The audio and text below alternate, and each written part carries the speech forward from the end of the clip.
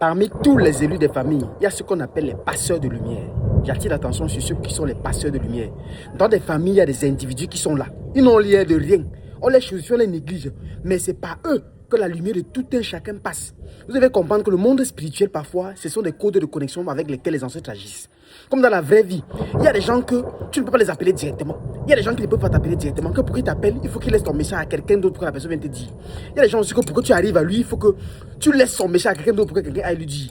Donc dans chaque famille, les ancêtres choisissent souvent quelqu'un, celui qu'on appelle le passeur des lumières. C'est par lui qu'on passe toutes les lumières des autres personnes. La plupart du temps, cette personne même œuvre pour les autres. Et sauf que comme les familles ne connaissent donc pas et sont remplies des aigreurs, et par le temps combattent les élus des familles sans savoir qu'en combattant un élu de famille, l'élu aussi c'est un passeur de lumière.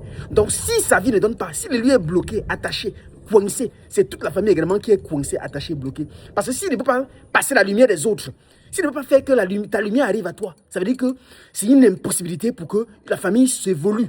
Donc les élus doivent être entretenus. Les élus dans les familles ne doivent plus être chosifiés, mystifiés, calomniés. Parce que vos élus sont des passeurs de lumière. Vos élus sont des tarkap, comme on dit souvent là. Vos élus sont des personnes par lesquelles les ancêtres passent pour communiquer les choses à vous. Et la plupart du temps, donc les élus sont des personnes qui sont les plus attaquées des maris de nuit. Je le dis et j'insiste. Chaque élu d'une famille, à la naissance, il y a deux signes qui se passent. Il y a la détection diabolique. C'est-à-dire que quand un élu naît, les méchants de la famille reçoivent le signal que voilà votre combattant qui est arrivé, pour commencer. Et quand maintenant l'élu naît, les personnes positives de la famille aussi peuvent recevoir le signal que voilà votre lumière qui est arrivée. Sauf qu'il y a deux choses qui se mettent en place ici. Ceux qui ont reçu l'alerte que voilà votre lumière qui est arrivée, la plupart du temps, eux, ils ne prennent pas pour protéger cette lumière. Ils tombent plutôt dans le sentiment de la jalousie. Hein, c'est pourquoi c'est lui. Pourquoi c'est lui qui est arrivé. Donc depuis que je suis aux c'est lui qui l'attendait. Ça fait qu'ils livrent donc l'élu dans la vulnérabilité.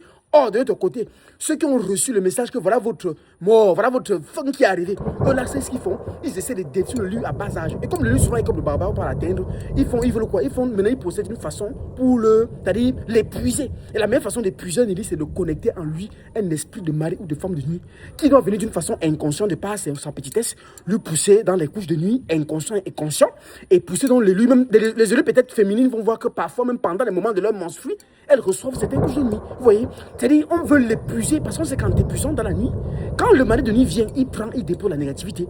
Et c'est donc en t'épuisant ainsi, il te laisse, c'est-à-dire, comme une calebasse, dépourvu de lumière, de sagesse, de force, toute la famille donc va se sombrer. Et il va donc réussir son forfait, donc qui est maléfique. Alors, pourquoi est-ce que ces tenues-là sont le plus souvent combattues par les maris de nuit? Parce qu'en fait, le mari de nuit aujourd'hui est un moyen par lequel il est facilement possible d'épuiser un élu et de le laisser partir à petit feu sans que lui ne sache. Il faut donc mettre fin à cela. Je vous invite à me retrouver sur Zoom en ligne le 7 décembre 2025. Je vais vous donner l'ultime rituel pour vous couper définitivement des esprits de mari et femme de nuit.